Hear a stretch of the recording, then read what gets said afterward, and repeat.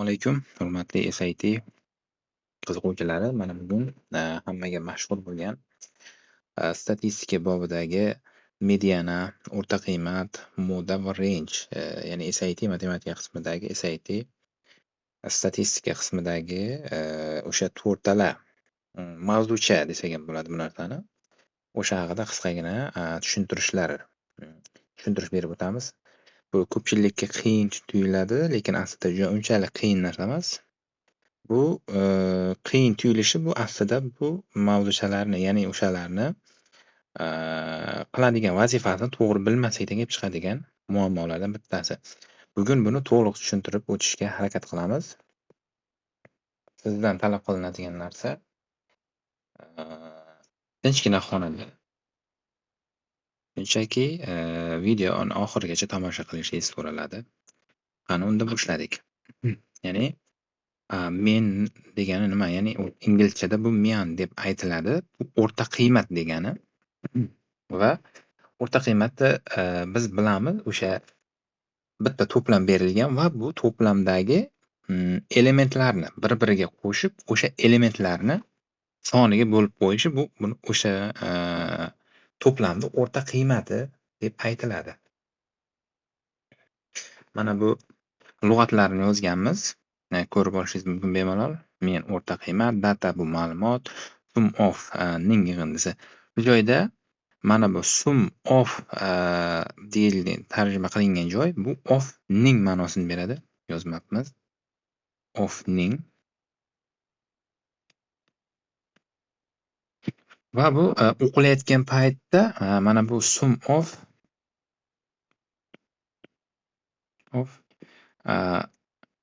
data deydigan bo'lsak, o'shanda of dataga qo'shilib, ya'ni ning. Bu data bu ma'lumot bo'lsa, of ning va sum yig'indisi, ya'ni bu joyda ofdan keyin kelayotgan otga biz ning qo'shimchasini qo'shib, undan keyingisini o'qiymiz. Ya'ni ma'lumotlar yig'indisi.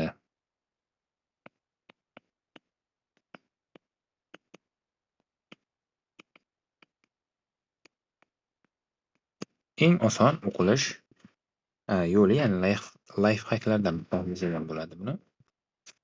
Endi mavzuga qaytamiz. Demak, bu o'rta qiymat, o'rtacha qiymat. Birorta namuna ko'rib o'tadigan bo'lsak, sizda birinchi kuni 100 ming so'm pul bor edi. Ikkinchi kuni 200 ming so'm va uchinchi kuni aytaylik 300 ming so'm pul bor edi.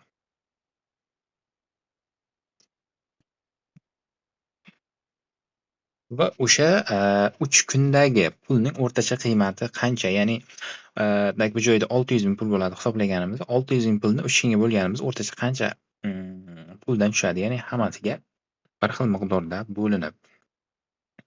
Endi m o'rta qiymatini topadigan bo'lsak, birinchi biz o'sha buni bitta to'plam deb qaraydigan bo'lsak, 3 kundagi o'sha 100 ming, 200 ming, 300 minglar bular bitta to'plam va bularning elementlar soni 3 ta.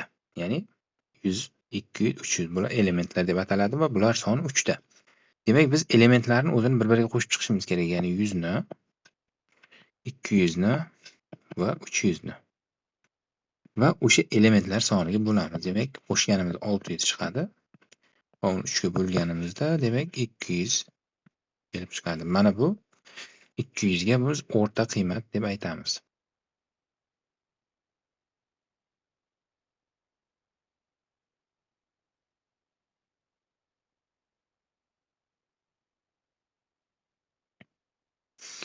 Menimcha bu o'rta qiymat tushunchasi tushunarli bo'ldi. Mana bu lug'atlarni yodlab qo'yishni tavsiya qilaman. Sababi bu SIT masalalarni ishlamoqchi bo'lsangiz, bu lug'atlar albatta kerak bo'ladi. Mana values qiymat, set to'plam, divided by, ya'ni tomonidan bo'lingan. Call bu ya'ni o'tgan zamon holatiga kelingan, call ya'ni ataladi. Biron nima atalgan. Arithmetic deydi. Arithmetic Bu arifmetik deyiladi. O'zbekchasiga tarjima qilingan number son. Buni ko'pchilik biladi. Demak, keyingi mavzuchaga o'tamiz. Bu median. Ya'ni mian o'rta qiymatni o'tdik. Median. Bu median nima? Bu median degani bu o'rtadagi son deb tarjima qilinadi. Matematik tildan kelib chiqadigan bo'lsa, o'rtadagi son. Bizga birorta qiymat beriladi. Mana berilgan o'zi.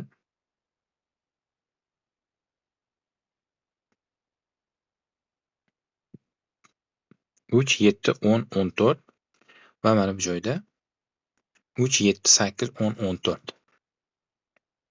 Toq sondagi va juft sondagi ikkita to'plam berilgan va uning o'sha o'rta qiymati qanaqaligini topishimiz kerak. Birinchi toq sondagi elementni ko'raylik biz. Juft sondagi element va toq sondagi elementlarni, to'plamlar elementlarni o'rtadagi sonini qanaqa topamiz biz? Birinchi toq 3, 7, 8, 10 va 14. Ya'ni bu o'rtadagi son o'z nomi bilan o'rtadagi va o'sha o'rtadagi bo'lishi kerak. Bu ikkala tarafda ham biz sanab kelgan paytimizda bir xil miqdordagi son chiqishi kerak. Qanaqa bo'ladi? Mana misol uchun o'zi 5 ta element bor. 5 ta elementning o'rtadagi soni bu 3-element bo'ladi. Ya'ni 3, 7 o'ng tomonda, chap tomonda 2 ta va 10 bilan 14. Bu 8 ning ikkala tarafidagi elementlar soni bir xil. Biz shunaqa son topishimiz kerak. O'sha o'rtadagi element shunaqa olgan paytimizda o'ngdagi va chapdagi elementlar soni bir xil bo'lib qolishi kerak. Ya'ni teng miqdorda bo'linishi kerak. Bu o'rtada turib qolishi kerak. Misol 8 ga qaraydigan bo'lsak, 3 bilan 7, 10 bilan 14 elementlar o'rtasida turibdi sonlarini. Bu mana figurali qavsga yetish uchun ikkita sonni kesib o'tish kerak bo'ladi. Mana bu o'rtadagi son, ya'ni median deb ataladi. Bu toq bo'lsa agar elementlar soni. Endi juft bo'lsa qanaqa bo'ladi? Juftniki salgina qiziqarliroq.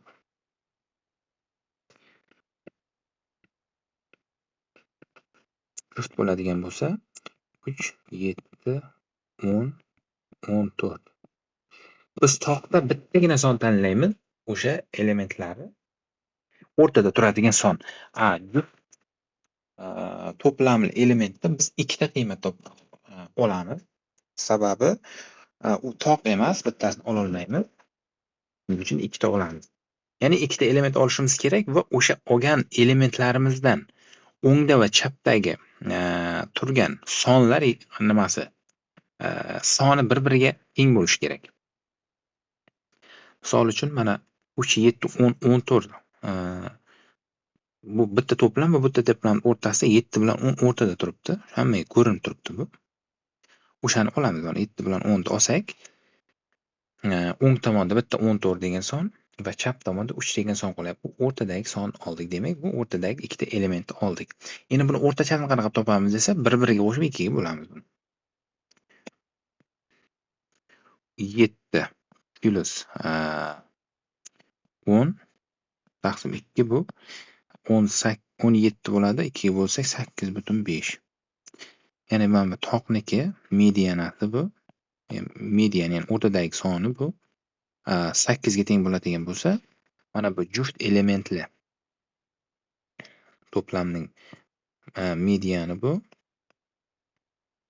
8,5 ga teng bo'lib qoladi.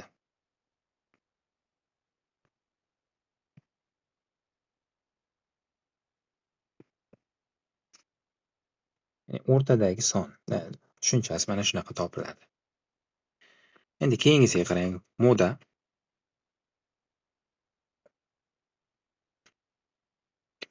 Moda bu. Moda deganda nima deyiladi? Bu bitta to'plam bor va to'plamning ichida eng ko'p uchraydigan narsaga bu o'sha moda deyiladi. Qaysidir elementlari takror va takror uchrashib qolishi mumkin. Biz bilamizki, o'sha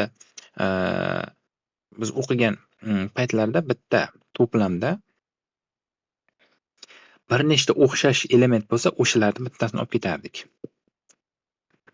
Misol aytaylik, ya'ni nechta element o'xshash bo'lishidan qat'iy nazar, faqat ularni hammasini bitta turdagi deb olib ketardik. Lekin Bu SAT imtihonidagi o'sha elementlarni o'xshash elementlarni ular sonini yodlab qoladi. Misol 1, 2, 3, 4, 5 deb bitta to'plam qaraydigan bo'lsak, bu A to'plam deb va B to'plam deb 4, 5, 2, 7, 8 deb element qaraydigan bo'lsak, biz A va to'plam B ga qo'shgan paytimizda biz o'xshash elementlarni bitta qilib olib ketardik. Bitta 1, nechta bitta 1 bo'lishidan qat'iy nazar.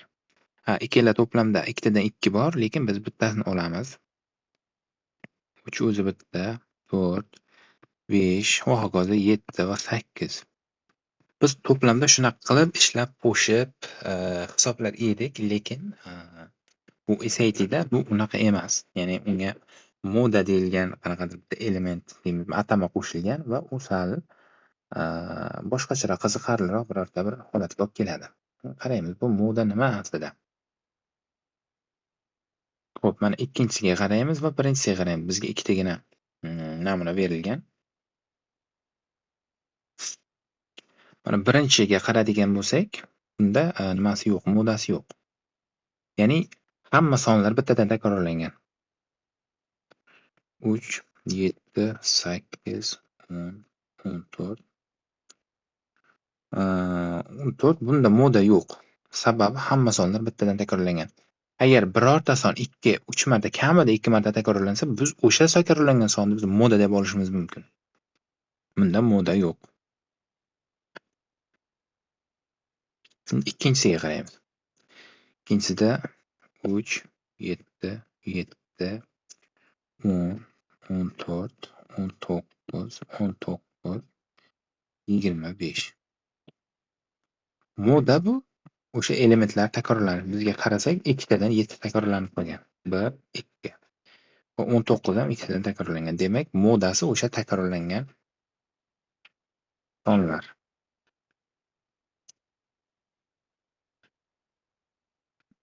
Moda 7 va 19 sonlari. Lug'atlariga e'tibor berib ketamiz. Mana turli xil lug'atlar yozilgan, joyda so'zlar ham bor. Appear ko'rinmoq, frequently tez, most juda ko'p. Most bilan more deyarli ikkalasi bir-biriga o'xshash. Bizda nima deydi? Qiyosiy daraja, orttirma daraja deydigan narsa bor. Qiyosiy biron narsani ko'proq qo'shimchasini qo'shib aytish o'zbekchaga tarjima qilinganda birorta fe'lga birorta sifatga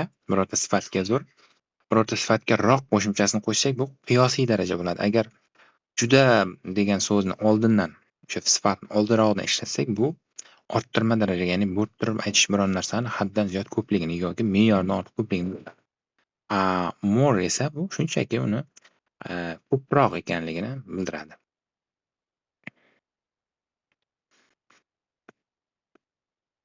Endi range'ga qaraymiz. Bu range nima? Range bu aslida bu farq deyilgani. Bu nima? Elementni, birorta to'plamni elementlari kichikdan kattaga qarab tartibda yozib chiqilganda eng kichkina element, eng katta elementdan eng kichkina elementni farqi so'raladi. Ya'ni eng katta elementdan eng kichkina elementni ayirib tashlagani bu range deyiladi. Mana bunday o'zi tarjimada ham aytilgan. Buni o'zbekcha tushuntirib ketyapman hammasini. Mana bu lug'atlarini ham shu mavzudagi lug'atlarga oid bo'lgan so'zlarni mana tarjimasi bilan yozganman. Bundan bemalol ko'rib yodlab olishlaringiz mumkin va o'sha SAT lug'atlarini quiz qilib yuklangan botlar ham bor. Undan ham bemalol yodlashda foydalansalaringiz bo'ladi. Juda ham katta yordam beradi. Demak, range bitta tushuntirib o'tib ketamiz. Bu farq dedik. Bu farq qanaqa? Mana to'plam berilgan. 132, 149, 152, 164, 164 va 175. Ana endi bular farqini qanaqa topamiz deydi? Maksimumi 175, minimum 132. Range degani ikkalasini bir-biridan ayirmasi. Range deb o'qiladi. Maksimumdan ayiramiz minimumni. Ya'ni 175 dan ayiramiz 132 ni.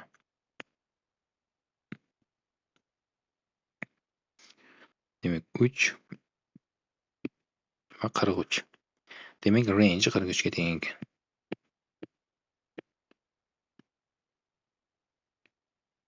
Juda oson, juda sodda mavzularimizdan biri. Juda qiyin emas, shunchaki siz bilmaganingiz uchun bu juda qiyin tuyulgan bo'lishi mumkin. Agar video darsni ko'rgan bo'lsangiz, menimcha albatta tushunib olasiz. Agar qandaydir tushunmovchilik bo'ladigan bo'lsa, bemalol kommentariyada yozishingiz mumkin. Muammoli va qanaqadir tugunli joylar bo'ladigan bo'lsa, bemalol yechishga harakat qilamiz. Mana bu ya'ni namuna bergan example. Namuna berilgan va o'shandagi o'rtacha qiymatini, o'rtadagi sonini, ya'ni medianini va modasini va range, ya'ni farqini toping degan o'sha to'plamdagi. Shu bilan birga bitta tarjima qilishni ham o'rganib ketaveramiz sekin-asta. Bu joyda biz tepada ko'rdik, find bu topmoq, min bu o'rtacha qiymat, median bu o'rtadagi sonini, moda bu o'sha moda, ya'ni qaysi son ko'proq takrorlanadi o'shani topish. Range bu range, ya'ni farqini toping. Of the data set, ya'ni data bu ma'lumot, set bu to'plam degani, ya'ni ma'lumotlar to'plami deyilgani. Ya'ni biz aytdik tepada ofdan keyingi otlarga ning qo'shimchasini berib, undan oldingilariga qo'shib o'qiymiz. Qanaqa? Dataset degi ma'lumotlar to'plami, ya'ni of bu ning beradimi? Dataset ya'ni ma'lumotlar to'plamining range'ini, farqini, modasini, ya'ni takrorlanadigan sonlarini, medianini, meanini toping deyiladi. Bir narsani eslatib o'taman. Xuddi o'zbekchadagi, ruschadagi va o'sha so'zlar kabi mana bu birinchi fe'l keladigan bo'lsa, bunda verb deyiladi. Nimasiga, inglizchasiga. Bular buyruqga ma'nosini beradi, ya'ni toping. Shunchaki bu o'sha kitoblarda ham yozilsa, buyruqga ma'nosini beradi. Shuning uchun find degani bu demak toping. Qanaqadir bizga buyruq beryapti. Biz o'sha buyruqni bajarib berilgan amallar bajarishimiz kerak. Ya'ni bizga to'plam berilgan 132, 149, 152, 164, 164, 175. Bizga mana min deyilgan, ya'ni o'rta qiymatini, ya'ni bizda nechta element bor? Bu yerda 6 ta element bor. Mana 6 ta. Hamma ichidagi elementlarni qo'shib chiqqan 132 va hokazo 175 gacha hammasini 936 chiqqan va buni o'sha elementlar soniga bo'lyapti. 156 bu o'rta qiymat.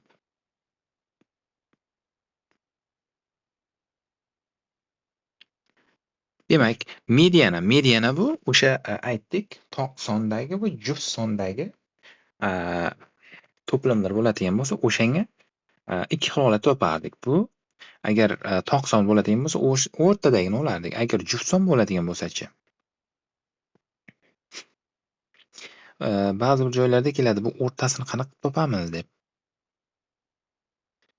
Misol, elementlar sonini 2 ga bo'lamiz. Agar element birinchi o'sha toq va juftligiga qaraymiz elementlar soni. Agar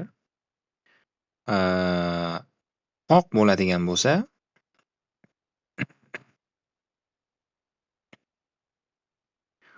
toq sondagi bo'ladigan bo'lsa, aytaylik misol 7 degan 7 ta element bo'ladigan bo'lsa, o'shani 2 ga bo'lamiz. Yoki 2 ga bo'lmasak ham bo'ladi. Buni 2 ga bo'lmayli aytdik, 3,5 da. Va bundan keyin nima son keladi? Biz bilamiz, avtomatik 4 keladi. Bu 4 deb aniq nima bilan aytib qo'yishimiz ham mumkin. Ana endi juft sondagi bo'ladigan bo'lsa-chi? Bizga aytaylik 20-chisi. Bu elementlar qaysi son bo'ladi? 2 ga bo'lgan 10 chiqdi. Demak 10. Juft son bo'lgani uchun biz bitta qo'shib olamiz. 10 va yana 10 + 1 degan narsani qo'shib olamiz. Bundan kelib chiqadi, bular o'rinlar soni.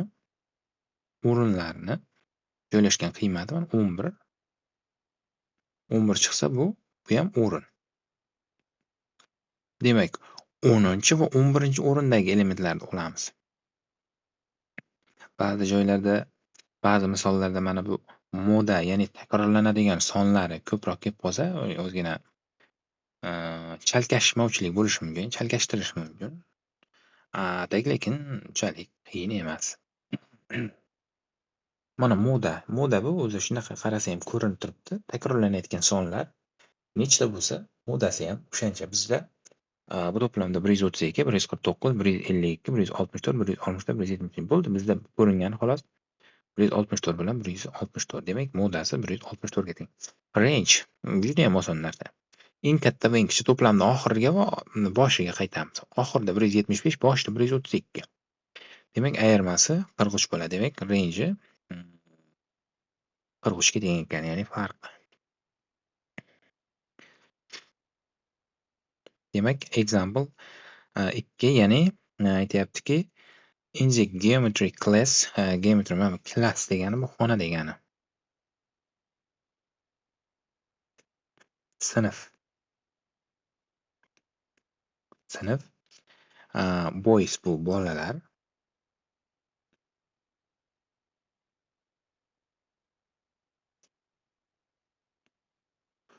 O'g'il bolalarga boys deb aytiladi. Girl degani bular qiz bolalarga nisbatan aytiladi, qizlar. O'quvchilarga nisbatan aytilyapti. Mana bu o'rtacha qiymatni aytishning ikki xil usuli bor. Mana bu arithmetic mean degan bu o'rtacha qiymat degani. Average degani ham o'rtacha degan ma'noni beradi. Test, score, o'rin.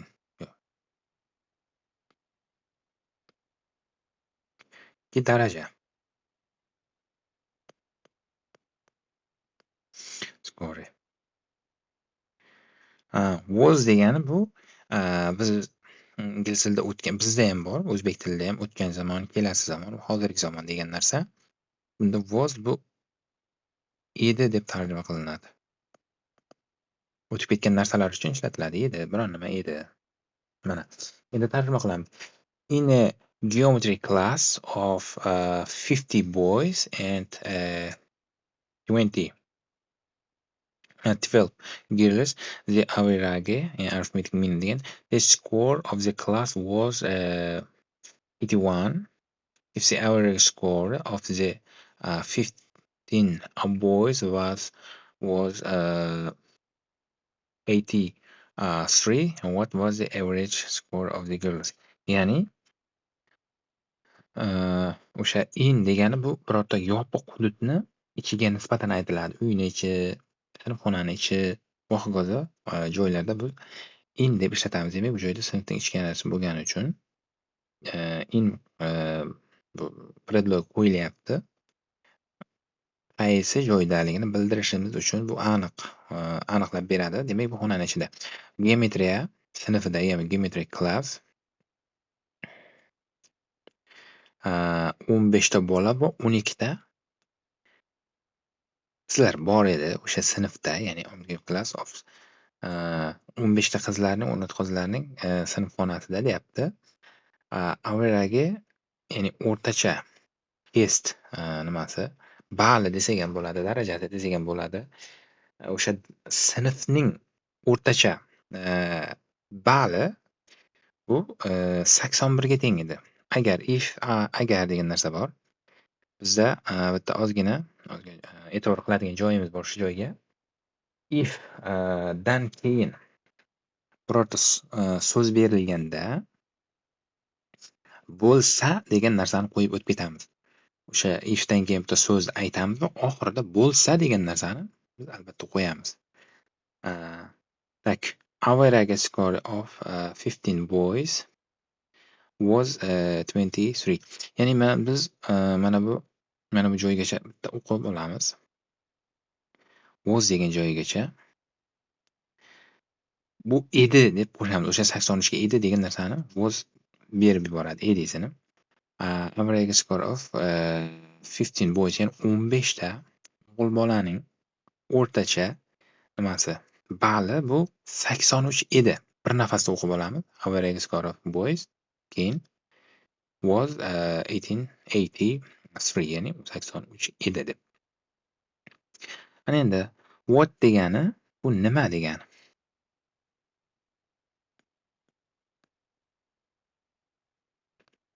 Ishonchsiz narsalarga nisbatan ishlatiladi ko'proq. What nima edi? Mana was edi. Average score of 12 girls ya'ni 12 ta qizlarning o'rtacha darajasi nima edi? Menimcha hamma tushundi deb umid qilaman. Endi keyingiga o'tamiz. Solution degan bu yechim degani. Yechim qanaqa bo'ladi? Let nima deydi? Beraylik degan ma'nodada. Bu ko'plik. Bir narsani qilaylik, bir narsani beraylik yoki kelishib qilaylik degan so'zlarda bu inglizchada shunaqa ishlatadi. Let bir narsalar deb. Qilaylik ya'ni birlashishda. Bo'lmoq deb qo'yaylik shuni.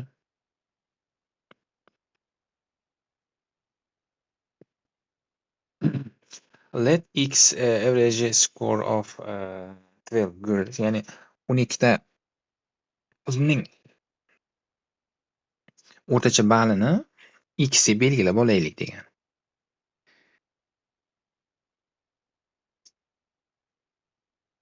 Mana 12 ta qiz average score of 12 girls 12 ta qizni birinchi o'qidik va ningni unga qo'shib, undan keyin biz average score'ga qaytdik. Ya'ni o'rtacha ball degan narsaga. Ballni deb yozib qo'yaylik.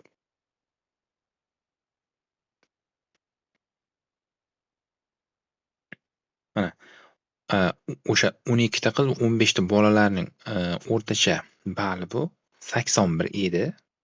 Ya'ni 81 noma'lum. Qizlar soni noma'lumidi? Balli, ya'ni o'rtacha balli noma'lumidi? Soni bor. Va 12 ni o'sha o'rtacha ballga ko'paytiryapmiz. 15 ni o'sha bolalarning o'rtacha balli 83 bo'lgani uchun 15 ni 83 ko'paytirdik va ya'ni o'sha bu elementni farq qiladigan umumiy elementlar soni bu yerda 27 ta 15 ta o'g'il, 12 ta qiz bo'lsa, jami 27 ta bo'ladi. O'sha narsani 27 ga bo'lganda bizga 81 ya'ni umumiy o'rtacha ball kelib chiqishi kerak. Demak, bundan tenglamani yechib topamiz. Bundan x kelib chiqadi 78.5. Ya'ni bu joyda qizlarning 12 ta qizlarning o'rtacha balli bizda 78.5 ga teng chiqdi. O'sha statistikadagi 4 ta mavzuja va shulardan iborat edi. Bu unchalik qiyin narsa emas, shunchaki sizdan ozgina vaqtingizni va diqqatingizni qarab yaxshilab tushunib olish talab etiladi xolos.